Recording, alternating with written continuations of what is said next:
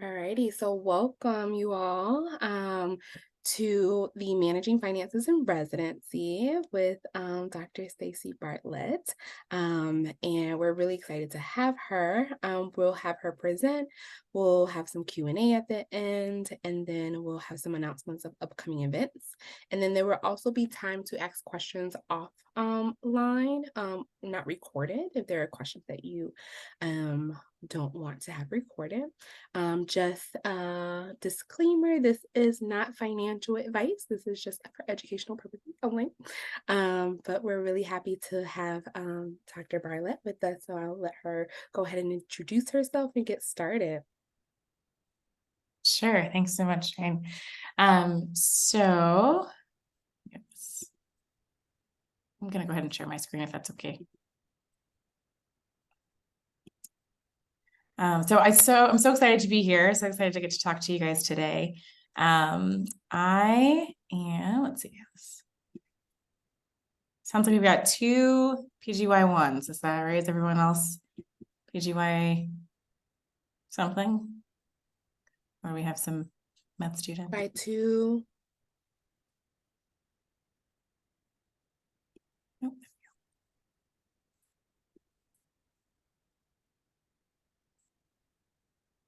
PGY2. Okay, awesome. Okay.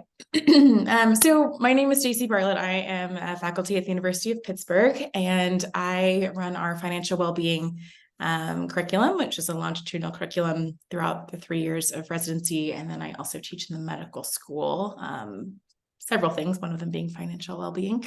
So super excited to talk to you guys today. We'll start. If you guys could take a couple seconds just to kind of think about your goals, what you think money can do for you, what worries you about money, why you're here, question you might have, something to get kind of our juices flowing and kind of frame our conversation, since this will definitely be a conversation, very informal. I want you guys to get the most out of this. So if you could take a minute or so, and then if you feel comfortable, if you want to share or pop something in the chat, that'd be great. They're a feeling associated with finance in general, or you can just come off of mute. That's also totally fine.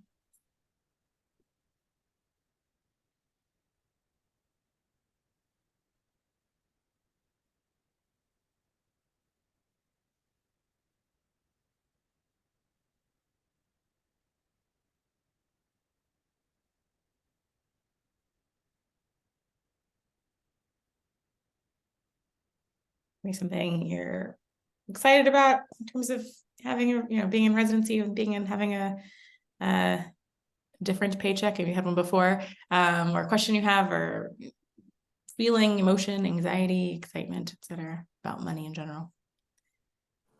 Hi, I'm sorry, I just came in. What are we doing? No, you're totally fine. Welcome. Yeah, so a couple of new friends, which is awesome. Just if you guys could just take a couple seconds and think about, and if you feel comfortable sharing, something that you feel anxious about, something that you feel excited about, what you think money can do for you, what you hope it does for you, just something to kind of frame our conversation.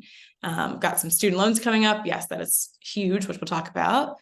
And then feeling like maybe residency salaries are a little bit tight, which is fair, totally fair. Somebody excited to get a paycheck. And developing good savings in addition to paying off the student loans. Love it. Love it. That's great. Okay. So we should be able to get to love it. Budget. Awesome. It's a great goal. Thank you guys. Thank you guys for sharing. Okay. So these are the topics that I sort of cover in all of the curriculum that we do here at UPMC. What we're going to focus on are these four kind of in the middle. But if you ever want to talk about any other things at any point, please feel free to let me know. Often get a lot of folks who are interested in sort of the retirement saving or retirement investing topics too. So if there's ever a thing, let me know. So hoping that you guys are able to, at the end of this, allocate money according to some specific budget rules, calculate a payoff amount for credit card debt, and describe the current state of student loan repayment. We'll focus on those topics. overarching goal is to help you understand some basic personal finance topics to decrease your stress and prepare you for the next steps in your career, whether that's residency or moving on to the next level, attending life. Okay, so we're gonna start quickly with a little bit of foundation things, wrong direction.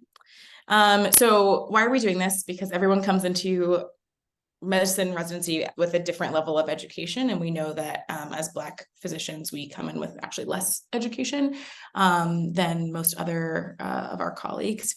The second reason is because it's correlated with resident well-being. There's a decent amount of literature out there that financial well-being, not just I have a lot of money, but feeling good about where you are with your finances and how you're managing them is correlated with resident well-being. And then the second thing, or last thing I should say, is because we're setting a foundation. So right now, your income, your expenses hopefully are relatively low compared to what they will be. So if you can kind of set a good foundation when you have smaller amounts of funds coming in and fewer opportunities to put your money, and also fewer people who are potentially asking you for money, it's a good time to sort of set that foundation so that when those bigger paychecks and bigger opportunities and potentially bigger pitfalls come, you're prepared for that. Couple disclaimers. As Ryan said, I'm not an expert. This is for educational purposes only, not financial advice. You have to say that disclaimer. If you have specific questions that I can't answer, I would say to consult an attorney or a CFP, which is certified financial planner, or a tax advisor. This is not comprehensive. We only have an hour to chat, so obviously not comprehensive at all. And I will talk about some tools and resources that I use and that I'm familiar with, but technically not endorsing any product. Last thing is whenever someone gives you advice about anything, they're giving it to you through their lens, through their philosophies. That is in play here as well. My philosophy is I never want to be worried about money. I don't want that to be something that has to keep me up at night. So because of that, I live below my means, rather significantly below my means that I kind of go in a more perhaps conservative way financially than others might. So that's kind of where I'm coming from. And I do read about this, talk to people about this, listen, learn about this a lot. So I pay a lot of attention to things. And so that may be, all that sort of colors what I'm going to say to you. Okay. All that out of the way, we're going to start with budgeting. And this is 100% interactive. So please, I don't know, Ryan, I'm terrible at monitoring the chat when I'm on. That's my job. I got you. So if you don't mind, if there's something, please let me know. But also anyone, please feel free to just jump in. So we'll talk about budgeting first. The first thing about budgeting is that I hate the word budget. It sounds very restrictive, and I think it just doesn't sound great. I prefer to use the term cash flow planning, which essentially means you're going to get a paycheck. You're all getting a paycheck from your institution, and it's just figuring out how you're going to allocate that money. It should not feel as restrictive as I feel like it does sometimes. Okay. So the basic equation of cash flow planning is to spend less than you make, save and invest the rest, and then protect your savings. And that's with, insurance and things like that, which we won't talk about today, but that's sort of the basic equation we're starting with. So the major way to do that, I think, one of the things that people sometimes come with is like, I kind of cut out my Starbucks habit and then I'm going to be good with my budget. And there's a lot of data to show that actually doesn't really do much. Cutting out your Starbucks or your one subscription that you have to Netflix or something is not really going to make much of a difference. And it'll make you sad. So the big picture is to keep those big expenses low. So one of them is med school. Med school expenses, that ship has sailed for most of us. So that's probably not one we can really tackle. The other two big things are housing and your car. And the last thing that's sort of the fourth thing on this list would be your food expenses. Those are people's biggest chunks of their budget. So that's where we'll focus on our discussion. Yes, no one should take your Starbucks. It's just rude. Okay. So the first thing to think about is cars. So that is one that is sometimes one of the things that the delayed gratification of getting through med school, and you maybe didn't have a car or had one you didn't love, and then you get to residency and you're like, oh, now I have a paycheck, now I'm going to go buy my new car. If you can avoid it, a good thing to try to avoid. Buying used is huge for a couple of reasons. One, in terms of safety and technology, there's often a very small difference within a 3-year period. So you're not really going to get much from a 2023 car versus a 2020 car. Depreciation is a huge part. So your depreciation just means that you're losing value. So you're losing the value. Your car is losing 10% of its value the minute you drive it off the lot. So you buy it, it's already worth 10% less than you paid for it 5 minutes ago. After year 1, it's down 20%, but then it slows down. That depreciation slows down after about 5 years. So if you can let somebody else cover all that loss in value by driving it for the first couple of years, you're going to be better off.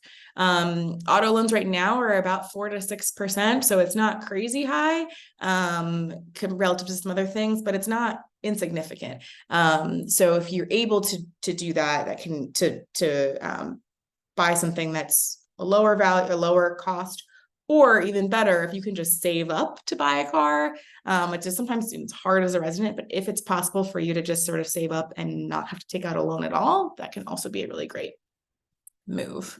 And this is sort of that next level that we're talking about, which would be to like pay off your current car in 3 years and keep paying that current car payment for another couple of years, putting it into a savings account, and then just deciding you're going to buy your car with that saved money plus the value of your current car, and then repeat the process. Keep that car until you save enough for the next car. So that's sort of a way to never have a car payment if you're able to. And yes, always check the credit unions, always check all of the sources. Often the car dealer will want you to finance with them. And it's often not the best. So do not just take whatever they tell you is the financing is available to you. Okay. Questions about that before I move on?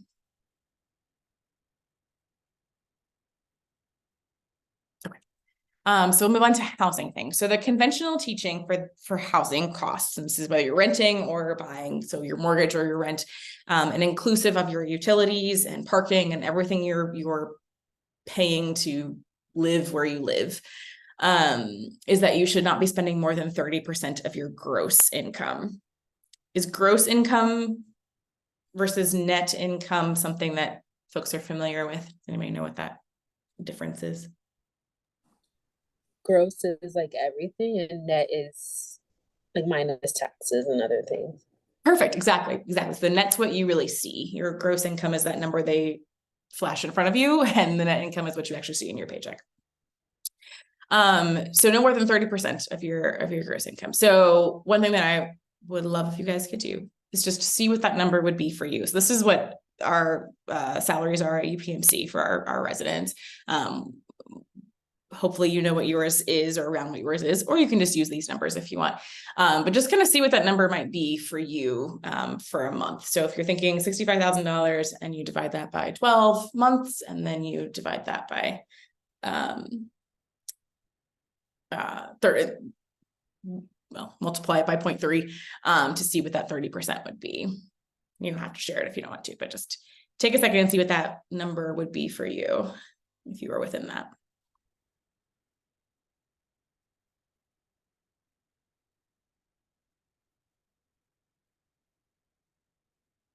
I will say on that, I forgot to say that in my disclosures. You are welcome to share whatever you want to. No obligation to share anything you don't want to. I don't share anything outside of this space, but I do firmly believe that we don't share enough about finances, and that it's too much of a taboo, especially for us as women, or especially for us as Black people. It holds us back. So I think the more we can share, the better. But definitely don't feel any obligation to. You're not comfortable. Okay, great. Under 30, 19, 35, pretty good. That is okay. So if you live in a high cost of living area, it's impossible, right? It's difficult to do, especially on a resident income. If you, have children and need to have multiple bedrooms, if that kind of thing. Definitely reasons why this can't happen right now, but it's a good guideline to strive for if possible. Ah, beautiful. Roommates. That is the best life hack. Love it. Okay, so now we're going to move into a couple of these budgeting tools that we could use to think about I know a couple people said that that was one of the things they wanted to get, was to figure out a budget. So a couple things you can take with you. So one of them, which you may have heard of, is called the 50-30-20 rule. And it basically says that 50% of your money should be spent on your needs. So that's your rent, utilities, car, insurance, paying your loans, and then groceries. So those are all things that are kind of non-negotiable that you have to pay. So 50% of your budget should be that. 30% of your budget can be wants. So that's things that you are not necessary, but that you want to do. So eating out, shopping, buying gifts, subscriptions, etc. And then 20% should be in your savings. And that savings is pretty inclusive. So it can mean paying down any debt, saving for a down payment, emergency fund, all that kind of stuff. So the way that you go about using that tool is first figure out what your take-home pay is. So those are orientation PGY1 friends probably don't have a paycheck yet, but soon you will get a paycheck. Hopefully you're getting paid for orientation time, and you can take a look at that, see what your take-home pay is.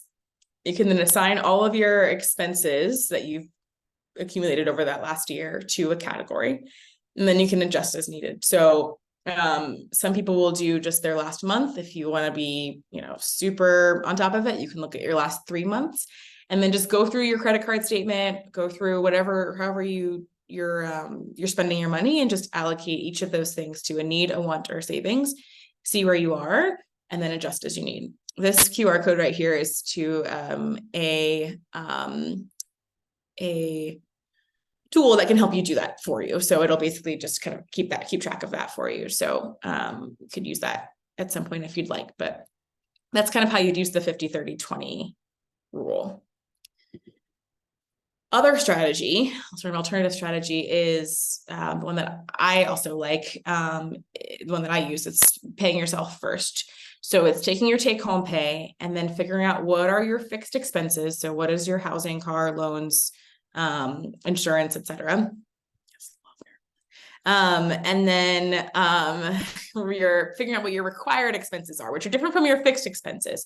So what I'm calling your required expenses are things that you've decided I'm going to do. So I'm going to save for retirement. I'm going to save, up to my match, which I hope you're able to do also for residency if your program offers a match, to save for retirement up to that. And I'm going to save 5% of my income, or I'm going to save $100 a month or whatever. And I'm going to invest $20 a month, whatever you've decided works for you. That's what has to happen every month. So those things have to get taken out of your paycheck. That's just your required expenses. And then what's left is your spending money. So you're going to spend what's left from that. And this takes a couple of months to make sure you're getting. I would not recommend doing this and setting all these up before you know what your life is going to be, especially for PGY ones. But after a few months, if you're kind of seeing what those things are, you can determine, this is how much I have. I'm going to make sure I save this much, and for retirement, save this much in my savings and invest this much. And then you just sort of spend what's left at the end of after that. Take out those expenses in the beginning of the month when you get your paycheck, and then you can able to spend what's left.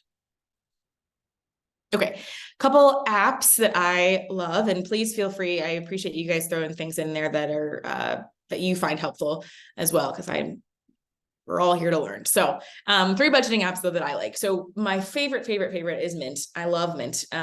It allows you to sync your accounts so that you can track your expenses, and allows you to set budgets for yourself and to set goals. So if you have a savings account, you can kind of say, this is my savings account for my car. And it'll say, this is how close you are to getting your car, which is psychologically very helpful, right? So this can be really helpful for you to not have to sit with a pen and paper and budget every month. Empower also syncs your accounts. And this used to be called Personal Capital, if anybody's familiar with that. They just changed their name.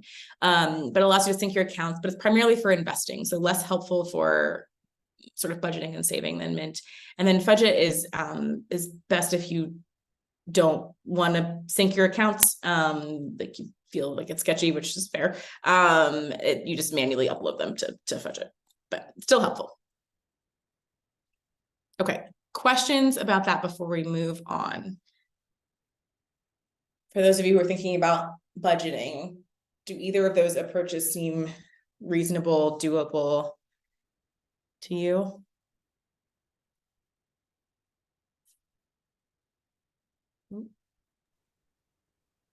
Yes. Yeah. Okay. Okay. So you like the 50, 30, 20. Yeah. I think that's a great place to start. And eventually if you get to the other side, that's great because it's, ensuring that you're making sure you pay yourself. But I think starting with 50, 30, 20 is great. Rocket money is great as well. Yeah, it's a good one too. Okay, awesome. So let's move on to savings. Yes, please try Mint. It's so good. And it's free. It's free, which is really helpful. Yeah. All right. So let's move on to savings things. Okay. So when you're thinking about savings, you've got essentially a few places that your money goes just in general, right? A few places that your money can go. It can go into a checking account, can go into a savings account, or you can invest it. So your checking account is for daily expenses, right? I would say to not put more than about 2 times your monthly expenses in there, and we'll talk about why. Your savings account is for short-term goals. So that's things like a down payment, vacation, a wedding, that kind of thing. And then the last place you could put it is for investments. Those are for long-term goals, retirement, college savings for a child or a niece or godchild or something. Any thoughts about what these interest rates are for a checking, savings, investment? I'm going to give you guys some options here.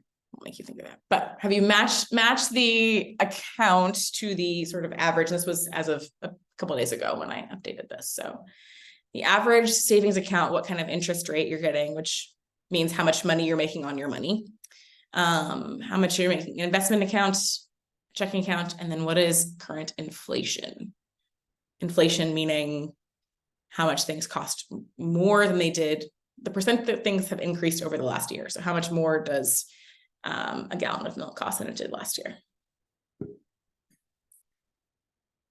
Anybody have ideas? Checking is lowest, beautiful. Yeah, that 0.03%. We've got a savings at 4, inflation at 8, and investment at 4. Okay, great. Anybody else have any thoughts?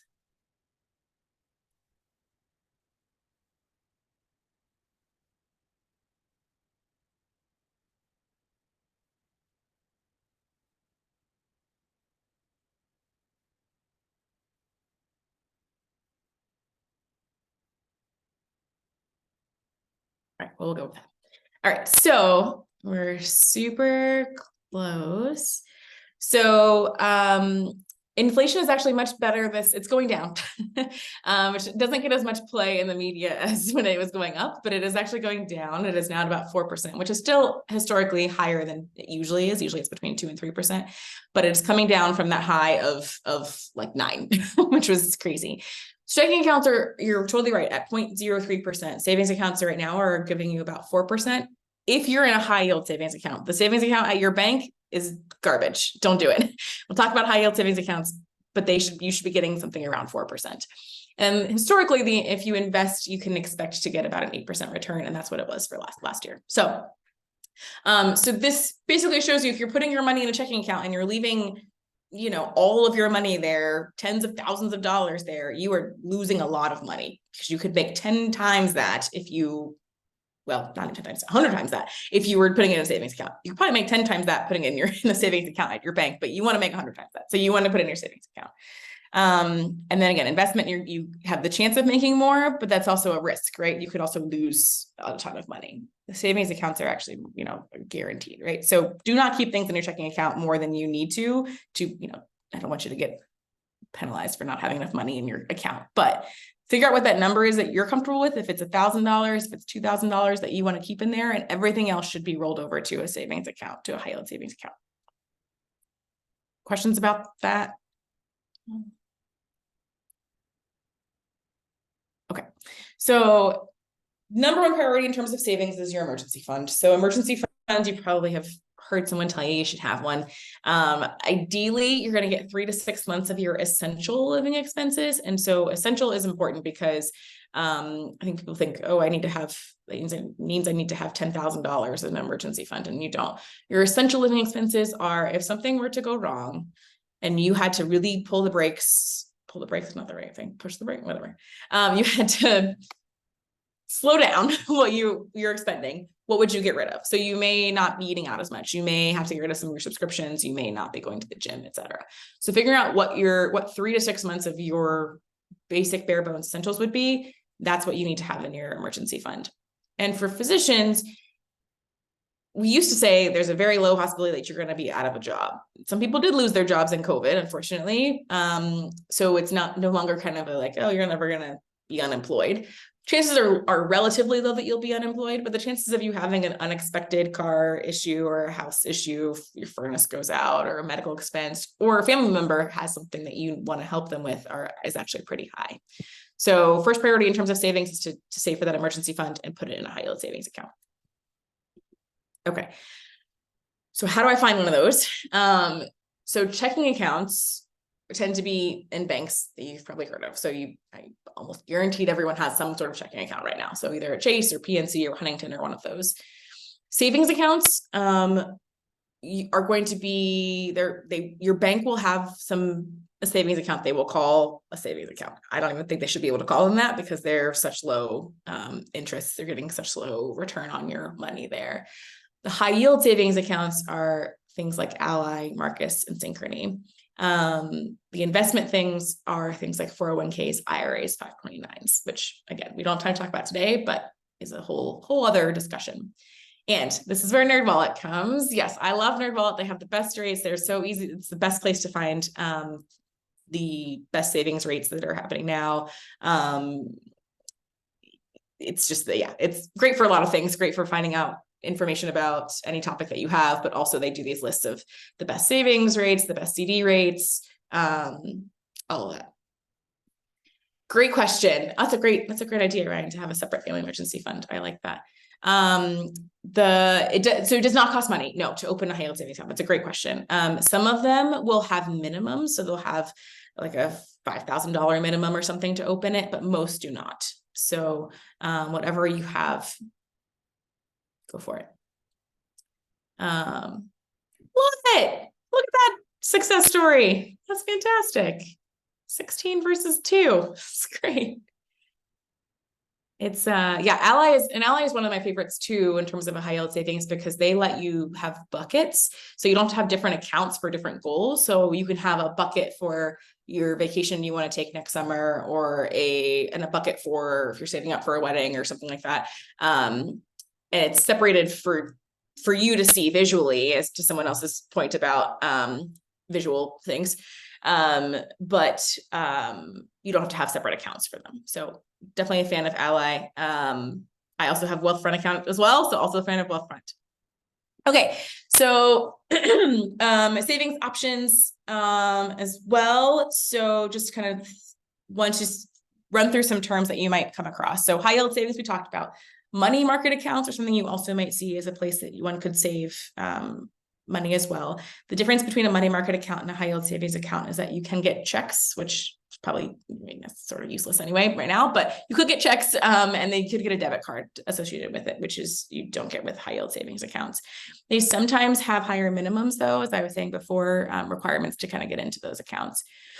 And then the last thing is a certificate of deposit, or a CD, which is essentially you're giving the institution, the bank, or the Ally and Synchrony and Marcus have these CDs as well, but you're giving the institution, the bank, some amount of your money, and they're going to say, if you give us your money for 2 years, we're going to guarantee after that 2 years that we'll give you a 3% return on it, which is great, but you can't get to that money for those 3 years. Technically you can, but you have to pay a really big penalty. So you should think about it as inaccessible. You can't touch it. So you only want to use that if you actually know that you aren't going to need that money for a certain amount of time, and you want to get that, that rate. The flip side, because of the inaccessibility, the flip side is they have to kind of give you a higher interest rate typically, because it's not accessible the way that it would be with a high yield savings account. So, like for instance, for me, know my institution is paying for most of my student loans. Like I'm getting a set amount of money, they're going to pay me for my loans. I know though that I'm going to have about 20 something thousand dollars left over for that when that money kind of runs out in 3 years. And so I saved enough money to save that $20,000, put it in a CD, knowing that I have a 3-year timeline to when I will need it, and got an interest rate that's the same as my interest rate for my loans. So something like that would be a potential place for a CD. Okay. Yeah, no, it's a good question. So I would agree. I think that you really just need a checking account and a savings account, to be honest. You really don't need, unless you're investing a ton or something, which you may not be at this point. So you really shouldn't need more than 2, like max 3 accounts, I would say. But I will also say that just to go back, but Mint does keep all of those things, and some of the other apps will keep them all in one place, so that you can see them all as they grow, and you can adjust them and whatnot. So you don't have to keep track of all of them and keep track of a bunch of passwords and all those kinds of things. Let me know if that doesn't actually answer your question though. Is it okay? Is it Adjoa? Is that right? Maybe. Okay. Okay, great. Great question. Yeah. So how much did you put to the emergency fund? So that just depends on what your budget looks like. So if you are able to just say this month, I'm going to just, or this, next 3 months, I'm going to knock out this emergency fund and just like put $1,000 a month in there. Sure. Unrealistic for most people, most residents. So I would say whatever you're able to do is great. I would love if you could say in 6 months, I want to have $1,000 in my emergency fund, and then calculate back, what does that mean I need to do? It means I need to do $150 a month. Or in a year, you want to have your emergency fund saved up, or whatever it is that you feel like you need, working backwards to see how much you would need to save for that. It's kind of how I would approach it. That's a great question. Okay, so we're gonna move on to debt things because this hour's going so quickly. Okay, so we've got these four major, but please feel free to answer any questions. I have nowhere to be. I'm not gonna keep you guys, but I have nowhere to be. So please keep asking questions. Okay, so moving on to debt things. So there are 4 kind of big buckets of debt that we think about. Have you all heard of sort of good debt versus bad debt? Is that a concept anyone's familiar with? And if you ascribe to that, what might you think people would say of these 4 would be good debt versus bad debt? I think credit cards can go either way. Like obviously if you don't pay them on time, it would be bad credit. Good credit if you pay them on time. Love it. Exactly. Yep. So that is totally fair. Yeah. So and some people don't think that's a real thing. Think that there is no good debt, right? So credit cards, having a credit card, I agree, is a good thing. Being in credit card debt is almost always a bad thing, right? Because for a couple of reasons, we think about good debt and bad debt into things become sort of bad debt for 2 reasons. One, you're buying something that's not appreciating. That's depreciating, right? So with a credit card, you're buying something, you bought it, you consumed it, it's gone, right? With a mortgage, you bought something, you're in debt, but you have a house, right? That's appreciating in value. With a student loan, you took it out, you spent the money, but you got a degree, which is going to give you more earning power. Car loans are depreciating, right? You bought something that's then worth less than what you paid for it. So credit cards are helpful in terms of building that credit, but you have to pay it off every month. Now, a huge number of people are in credit card debt. It's not like no shaming here if you have credit card debt, but it is the number one thing to try to get rid of because it's going to hold you back. The other thing is that credit card debt has insanely high interest rates, which we'll talk about. So have a credit card. I think it'd be great. Is it, oh God, I'm going to mess this up. Kaylin. No, so it's Colin, like the Irish name. Colin. Oh, this is what I started and then I was like, no, it's fine. Okay. All right. I love that. So yes, so to your point, Colin, having a credit card is a great thing. Make sure you pick a good one. There are lots of different ones. There's cashback versus points ones. They've done some studies, and for most people, a cashback is going to be more helpful than a points, because points are you have to use for travel things, and for most people, they're not going to do enough of that to make it worth it. So there's a couple different options. This is another place that NerdWallet's great. They have really good comparisons of credit cards. Limit the number, so you want to get enough to get the rewards and to build your credit, but you don't want so many that it becomes unwieldy. So aiming for like 2 to max 4 is ideal, and then you have to pay it off monthly. Don't try to not accumulate debt. Okay, so when you think about credit card debt, APR is an annual percentage rate. So that's the interest rate. You'll see that next to your interest rate. It's compounded daily though, and so to find that monthly rate, you have to do your APR divided by 12. So example, if you have a $5,000 balance with about a 16% APR, which is not unusual for a credit card, and you pay the minimum payment of $100, it'll take you 7 years to pay that $5,000 off, and you'll end up paying about $8,300. So credit card debt, bad news bears. This right here, QR code, is also a way to look at payoff plans, kind of, for if you have credit card debt, thinking about how you might be able to pay it off if you adjust how much your payment is that you're making, how often you're paying it, etc. So that's something you guys are welcome to use when you have time. Okay, so two debt repayment strategies that exist. One is the avalanche and one is the snowball.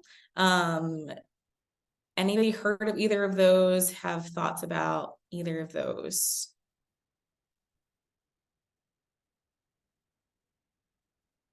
Haven't heard of it. Okay, so 2 approaches.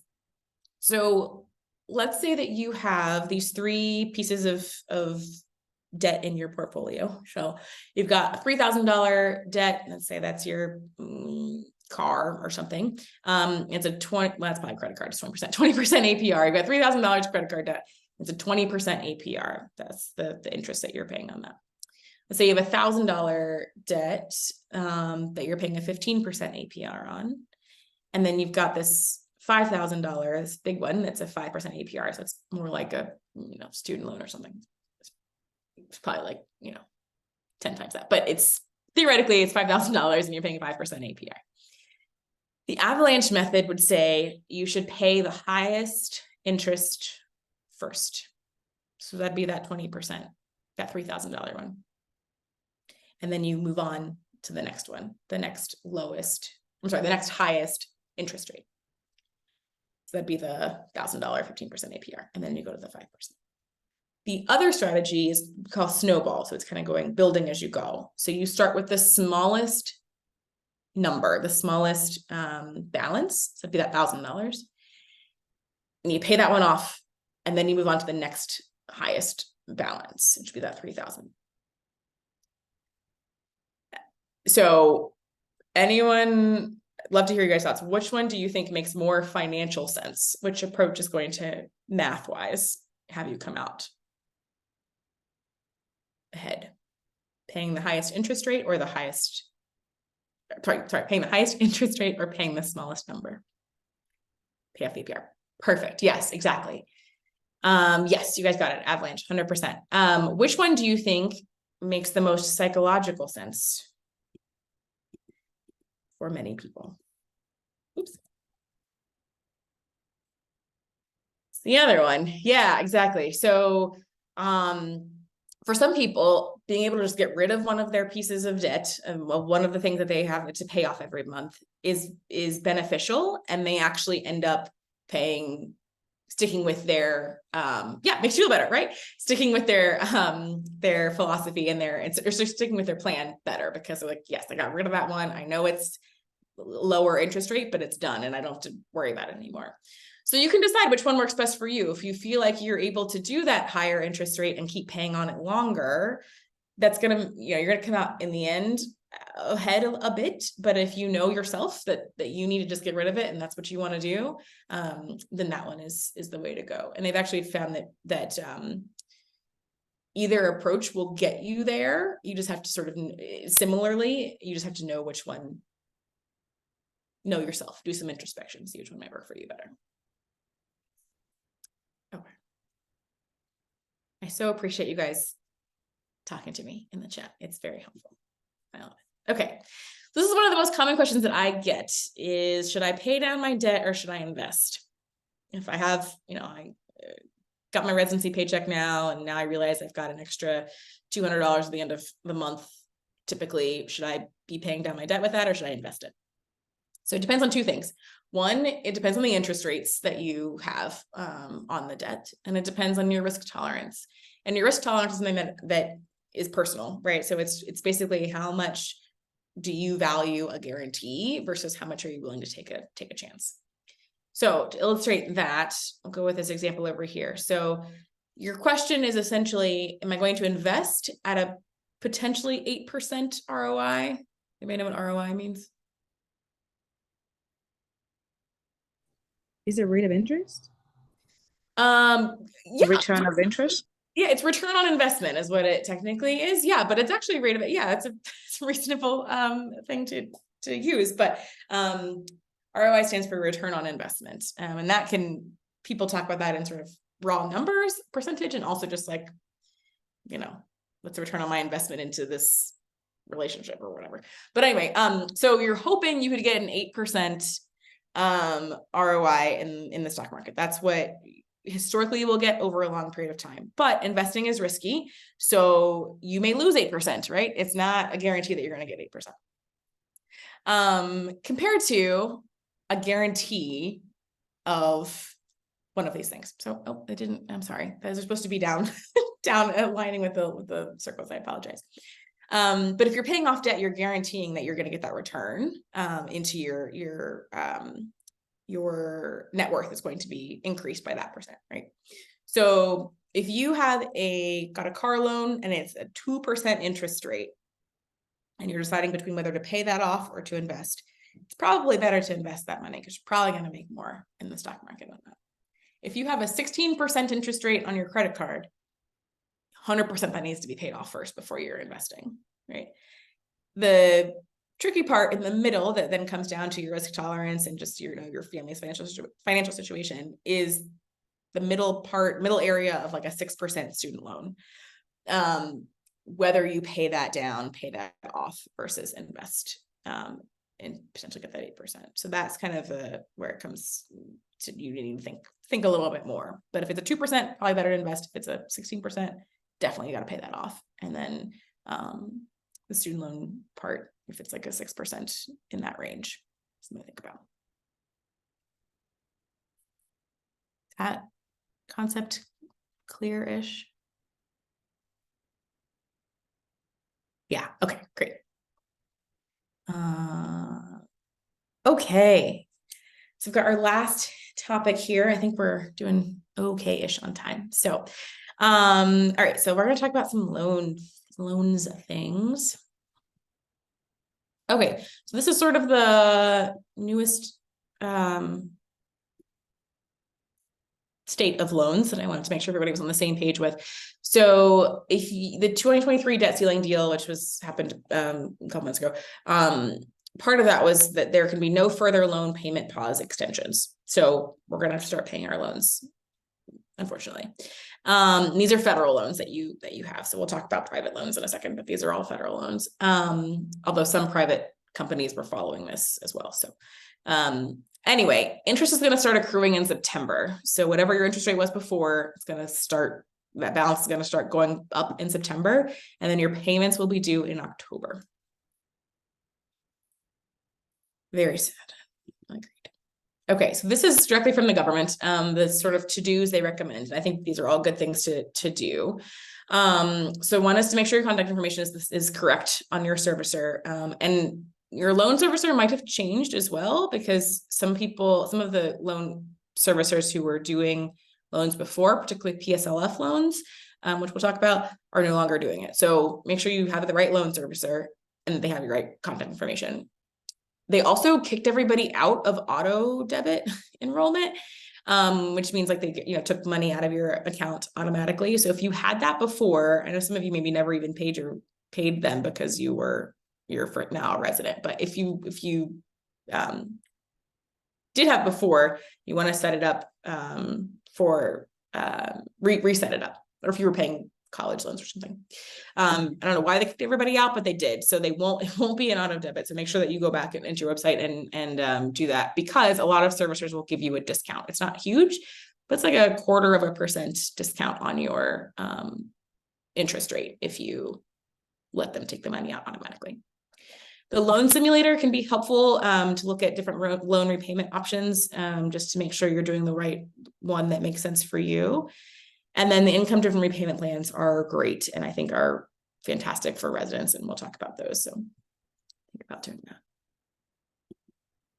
Okay, so the median debt in 2019 is actually when it crossed that $200,000 mark for medical students.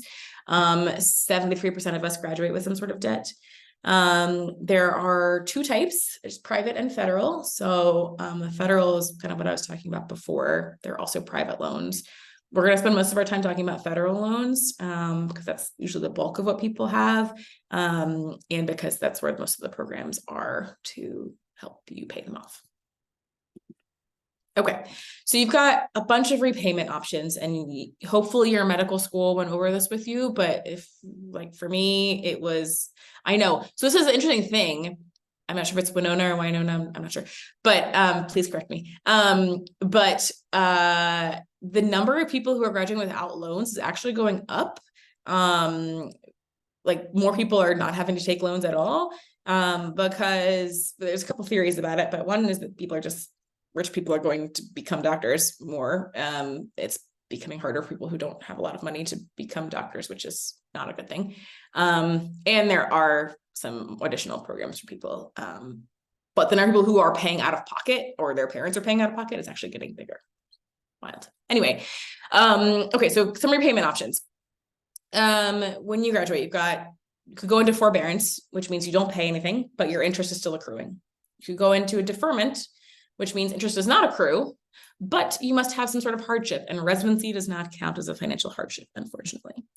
You could consolidate your loans, in which case the interest becomes the average of all the loans that you're consolidating into one. You can refinance into a private loan. The interest might be a little bit lower than what you're getting with the feds, but then you lose all of your eligibility for federal programs. So may not be the right move if you're thinking of that. The default standard repayment is that you pay off your loans in 10 years, and then the income-based repayments are what we're going to talk about now, and that's what keeps you eligible for PSLF.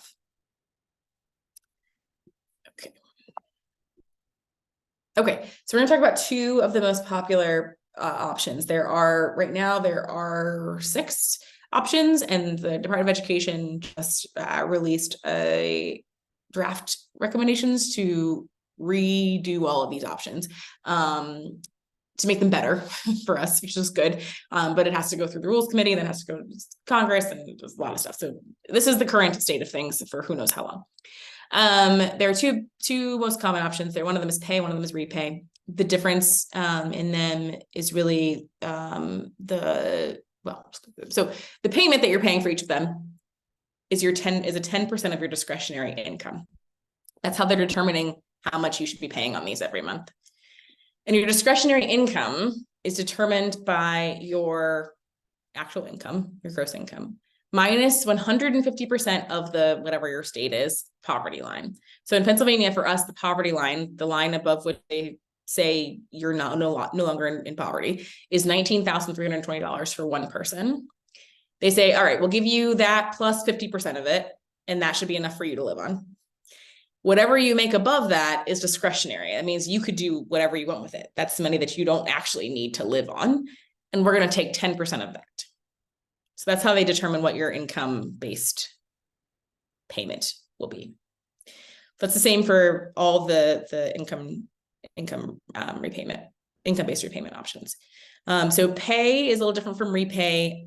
Pay, there is no marriage penalty if you file separately. Repay, if you file, for repay, it doesn't matter how you file. If you are married, they count both of your incomes. If you do pay, they only count the income of the person who has the loans. So something to think about as well. If you are married, think about getting married soon, thinking about which one you might want to be in or switch to.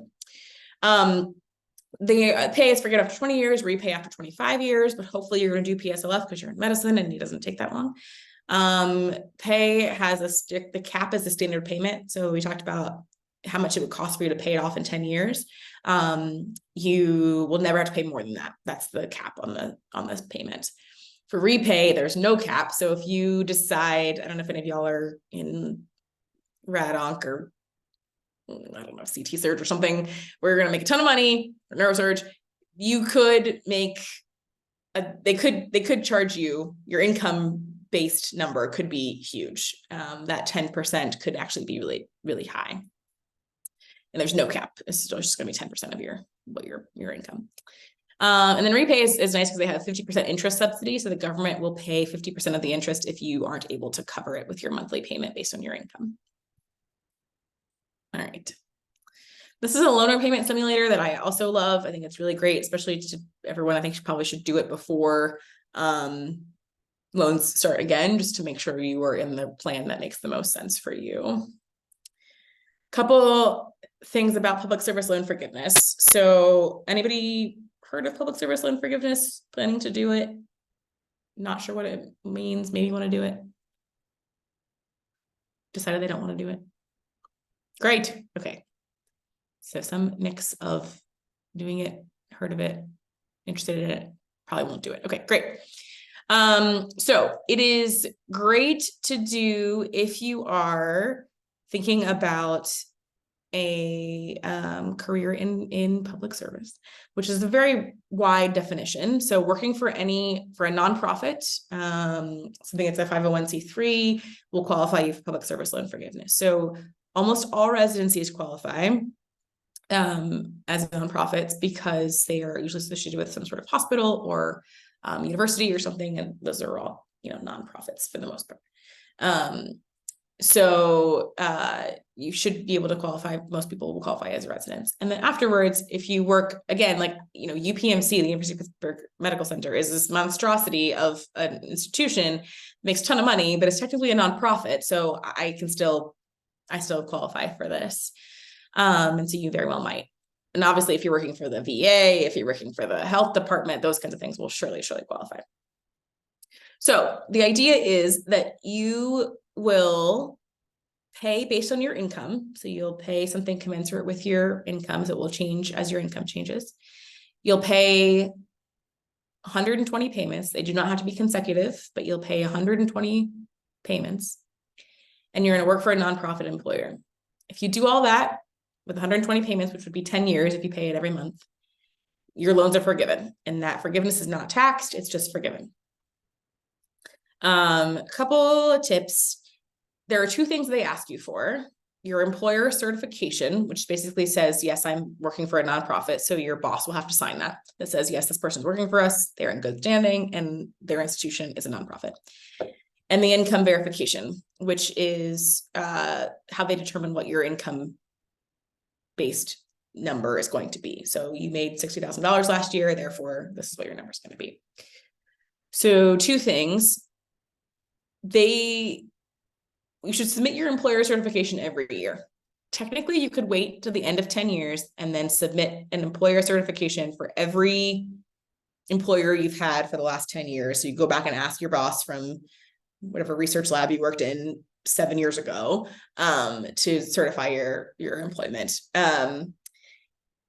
Not great. People forget, people don't get things done. Doing it every year is great. And now when I first started, they did not have this, but now you can track your years and your payments. So if you do that, submit it annually, you'll be able to track and see how many payments you have certified. So do that every year.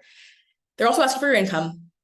That one I would wait until they ask you, right? Because you are hopefully never going to make less than you did a year before.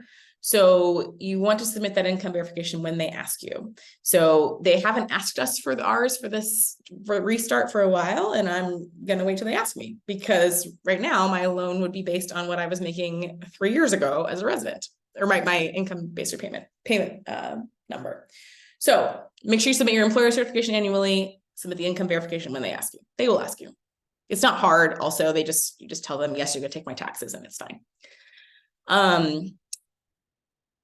For residents, if you decide that you want to go for this, which there's no reason not to do it while you're in residency, at least, unless you really are hardcore, like want to pay off your loans and are paying the standard payment. You should be able to get $0 payments for your first year, for your entire first year, because you probably didn't make any money as a med student, or if you made some money, it was not nearly enough to qualify you it would have put you below the poverty line. So if you put your income verification in,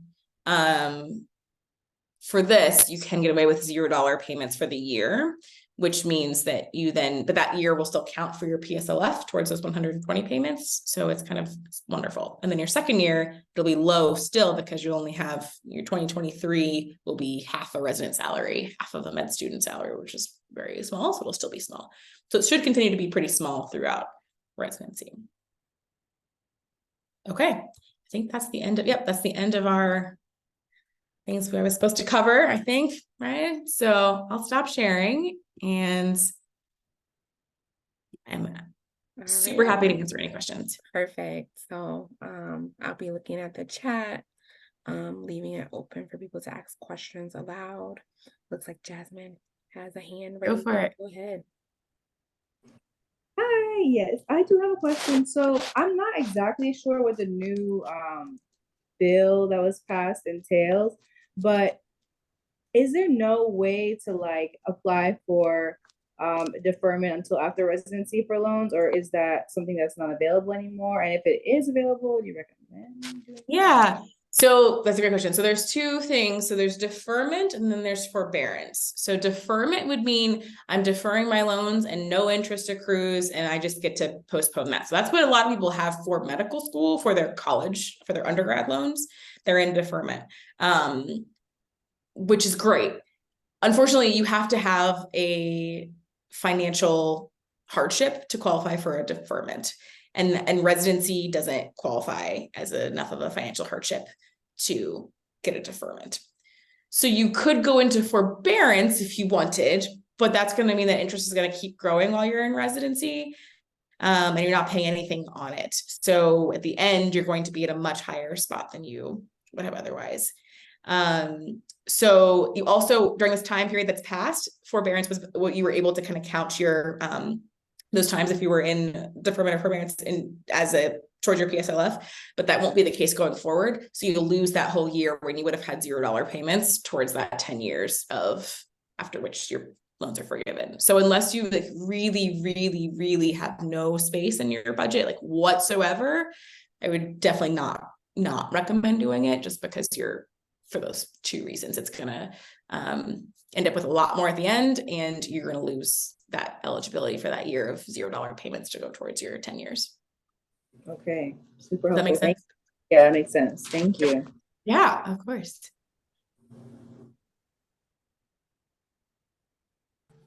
Hi, I have a question. So are there any other ways that you personally live below your means, like beyond what you talked about today? Yeah, great question. So what else do I do? I live in the same apartment I lived in residency right now, which is great for me, but it is definitely smaller and less nice than some of my colleagues. That's my biggest thing that I do. I follow my own car advice as well. So I buy used cars and I wait and save up money there. I think in a residency, it's a little bit hard to really live below your means because you just don't have a ton to start with, to be honest. It's really more about once you're an attending and not upgrading your lifestyle times 10 once your income goes up. Now, I mean, having a roommate is a super great way to save money and live below your means. Not everyone is able to do that. But I think those would be the big things. And again, I don't think you could say I'm only going to drink black coffee for the rest of your life, but like, it's really not going to make enough of a difference to make that much of a difference. I'm trying to think other things. you can set a budget for eating out. You could do more potluck type things with friends instead of going out to dinner. I mean, I think there are options there. But really those things are kind of around the margins, right? The big things are the house, the car, the big stuff. I mean, if you're paying for like 7 subscription services, like that's probably, you probably don't need to have all of that. I don't know how you have time as a resident to watch that much. So that's the thing you could definitely do. I think one of the things you could think about is going through that budget tool, going through 50, 30, 20 and seeing like, where are those things that kind of feel out of whack out of that, and kind of see if those are places that you could cut down a little bit. Because really you got to see it to be able to know what to do with it, what you have. And it's every time I have people do this, they're like, what? No idea that I was spending half my money on Grubhub. Like, just didn't feel like that, but they are. Or that, to that point earlier about savings accounts, that I, made $2 in a year and can make $16 in 2 months. It's like, those things do sort of add up when you take a look at it. Okay, is that helpful at all? Yes, thank you. Yeah. Okay, great question. Reasonable contribution to 401k. So I part of the longitudinal curriculum that I do here at UPMC is that orientation, everyone has to sit with me and set up their 401ks and get the match if they are financially able to. So that's what I did yesterday. So if your institution offers a match, which basically means they are giving you money into your paycheck for free. It is free money. It is part of your salary. If you don't get it, you're not getting fully paid for what work you were doing. At UPMC, it's 50% up to 4%. So they give you, if you put in 4%, they will give you 2%. And that's kind of the limit, is 2% really. So if you have something like that, if you can just put in enough to get the match, so put in that 4% that you get the match, that is golden. I think most residents are not able to do much more than that, which is fine. If you're able to do more than that, that's great. The number that I say once you're able to do more is ideally saving about 20% of your income for retirement. And that's a whole other hour and a half talk that, if anybody's interested, I'm happy to talk through or come back or whatever. But figuring out that number is the whole thing. But ideally, at some point, 20% will be your number. But for now, getting the match is ideal. So, Audra, do you mind sharing? Do you know if your institution offers a match for residents? No. Bummer. Okay, so then it's up to you. It's up to you, whatever you think. Okay, you have a Roth. Fantastic. So Roth is 100% a thing that I think residents should do versus a traditional IRA. If those terms mean nothing to you, that's totally fine. But I think it's usually a good move to do the Roth. I would say whatever you're able to, right? If you're able to get to 20%, that's amazing, but probably not. If you're able to do 5%, that's great. All right, cool. And then last thing, or not last thing, but next thing, I guess, is it Leanne?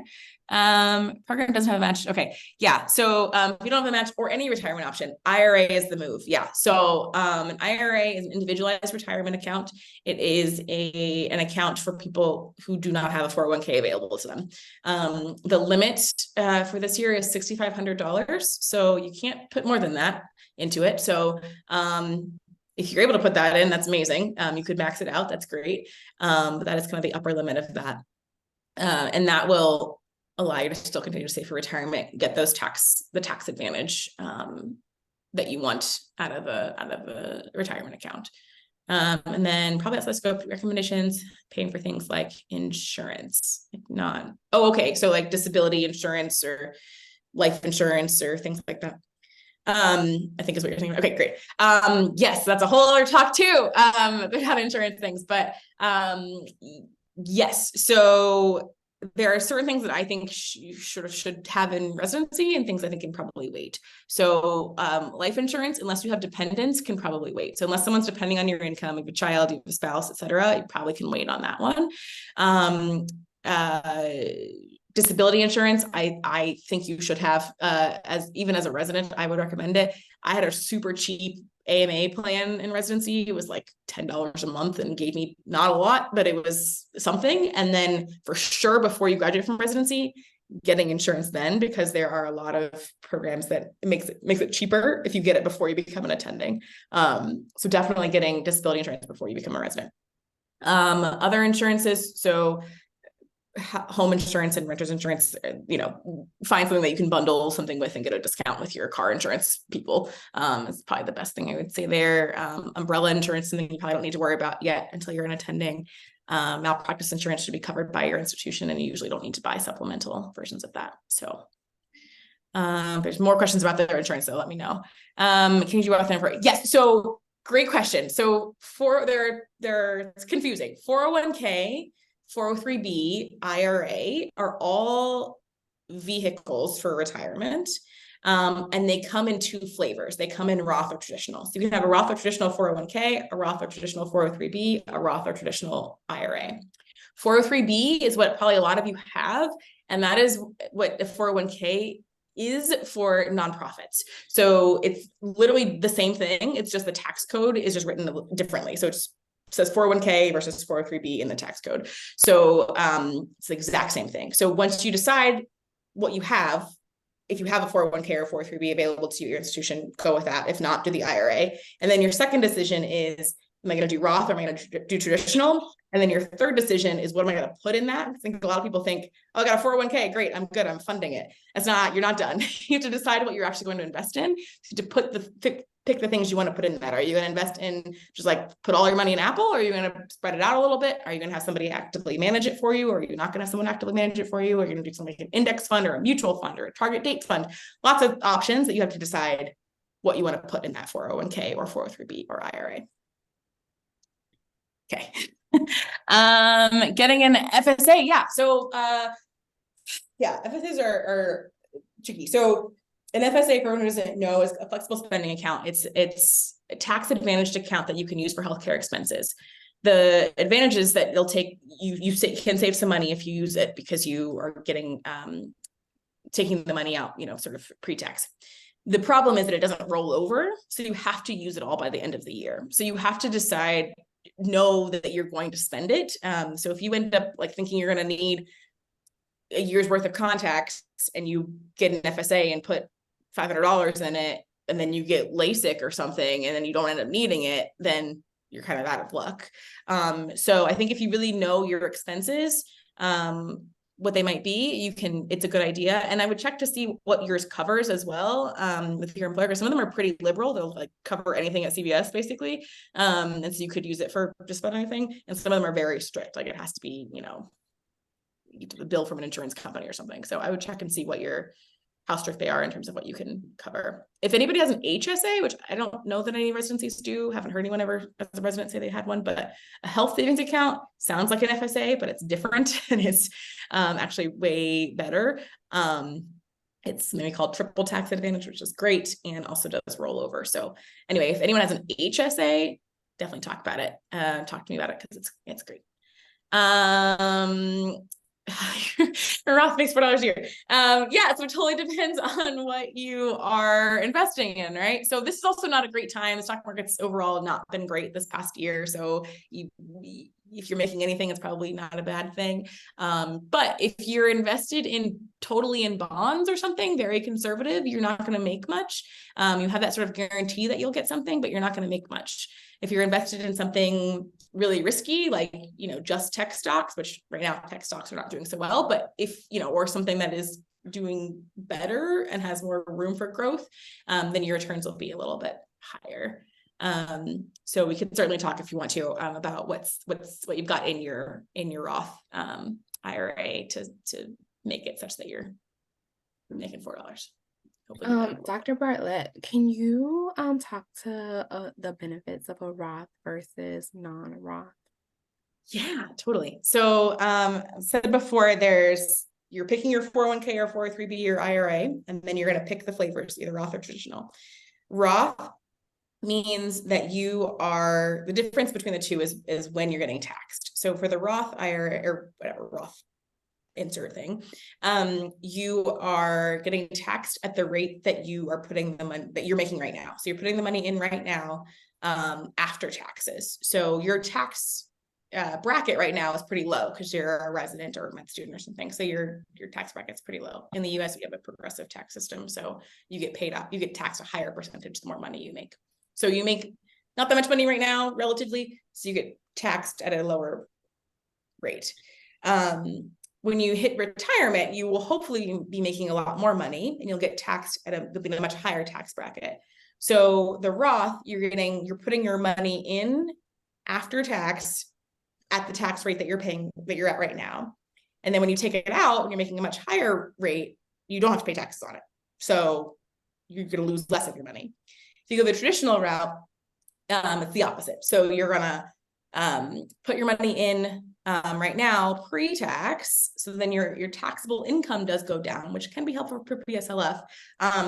But your taxable income is going to go down. But then you're going to get taxed on the back end when you retire. So typically for residents, Roth is much better because you're hopefully making a lot less money than you will when you retire.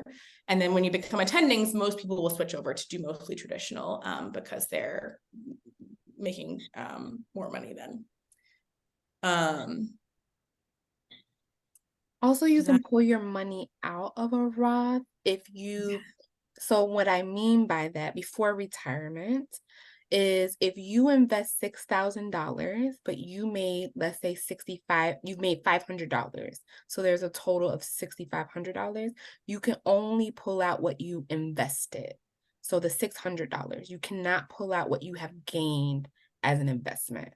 So some people like to think of it as like a backup in case something might have happened. At least my money is able to grow within the Roth. But if I, didn't have savings or something like that, I can pull out what I've invested into it before retirement. So that's another benefit.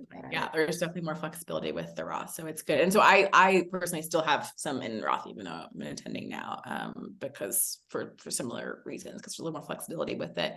And who knows, the tax code could change in 20 years when we retire and it ends up not being as advantageous. So hedging your bets is not a bad idea. But if you're in residency now, I would say stick with the Roth for now, for sure, and then can move on from there. Yeah, so it is a little bit hard to figure out. It's a little bit complicated. It's worth it because that's really the meat of what you're doing is like what you're investing in. Saving it all is great. It's just huge. I'm so glad that you guys actually have like 401ks and IRAs. Not always the case for people that I talk to. But for most people I talk to. But making sure it's invested in things you want it to be invested in is also great. So if you have questions, want to walk through it, please let me know. Or if you have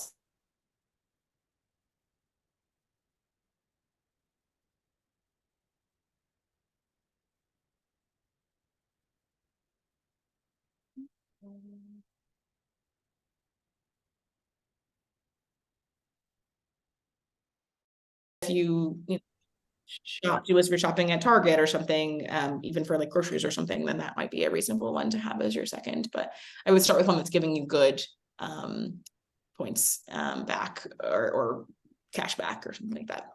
Which again, NerdWallet is a great place to start for that. Great, thank you. And that's 16% interest. Do I pay every month or is that over time? Yeah, so that would be if you don't pay it off, that's what gets added every month, which is why it's really crappy to not be able to pay it off. So you really don't want to spend more than you can pay off in that month because then you're going to get 16% on top of that next month. Okay. And that's how you get into credit card debt because it just keeps growing and growing. Okay. Yeah, Chase Freedom Unlimited, great. I've got I have one Chase one, I have a American Express one. There's like lots of ones that are great, but yeah, Chase Freedom is great. Yes, getting your first one in residency is totally reasonable. That's absolutely fine.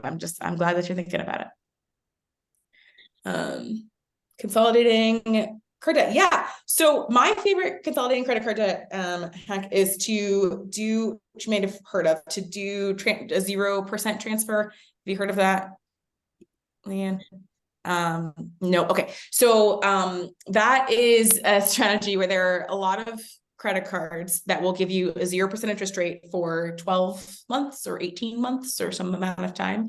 And if you can transfer all of your credit card debt to one of those credit cards that will no longer be accumulating interest, you have to make sure you have a plan to pay it off though, because that interest will start at the end of that period.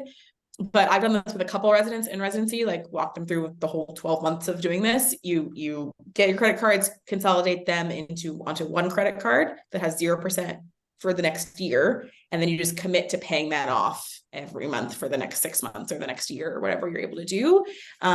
It means that interest will stop accruing on those, which is good. So you just make sure you pay that off, and then also make sure you aren't adding more to the other cards that you're, adding. Don't get yourself back in credit card debt, which has also happened, I've seen before, but if you can switch it over, pay it off. That's my favorite strategy for consolidating and getting rid of it. Does that make sense? If not, you can feel free to email me. We can talk through it more. But yeah, if you commit to it, it works. If you're able to do it, it does work. All right. So we'll still have some time afterwards, but I just wanted to make a few announcements before people left in relation to our discussions and supporting you all on your financial wellness journey. We are offering a $4 discount off of the White Coat Investor book. Many of you may or may not have heard. They also do a podcast, have a really good website with additional information and things of that nature. So to get the discount code, you have to go to the website. The QR code is here, our website. And if you're not already a member, you can just, create a login to get that discount code. It doesn't cost to be a member of ABFMP. And then you'll go to the White Coat Investor website and then put in the code there. They actually already have a discount going on now, so you can get the discount plus the $4. So that's another resource for you all. The other things is that we have a few events coming up. So the one next week, if people are interested, particularly in value-based care or learning about value-based care, where Aladad is going to be joining us to do a session to talk about a program that they have available for residents. And it looks pretty great. Actually, they actually pay you during the time, where you can do rotation and see if it's something that you're interested in and want to commit to as a career as attending. So come and learn more about that. And then to build off of this, we are also going to have Pearson Rabbits, which is actually a organization that I was looking into, particularly for disability and life insurance. I have not purchased it yet, so I have no conflict of interest. But I was really impressed by just the educational aspect, and they do not get commission. They're paid on a salary basis, so they also don't have a conflict of interest in trying to sell you things. And it was created by a doctor. So I think this be really interesting just to learn about what disability and life insurance is, be able to ask questions, so that you can be more educated on that. And this is not endorsing Pearson Rabbits. So there's a QR code for that if you'd like to add it to your calendar. And then you can join our calendar as well, where it will always have the events that are coming up, so that you guys have that information. So I'll leave that up for a few seconds. And then I will stop the recording. And it sounds like Dr. Bartlett was still offering some time to ask additional questions if people have additional questions. But thank you all for coming out. She's put her information in the chat, so definitely check that out and join us for the upcoming events. Let's stop sharing. Does anybody still need QR codes, or you're good? All right, so I'm gonna stop recording.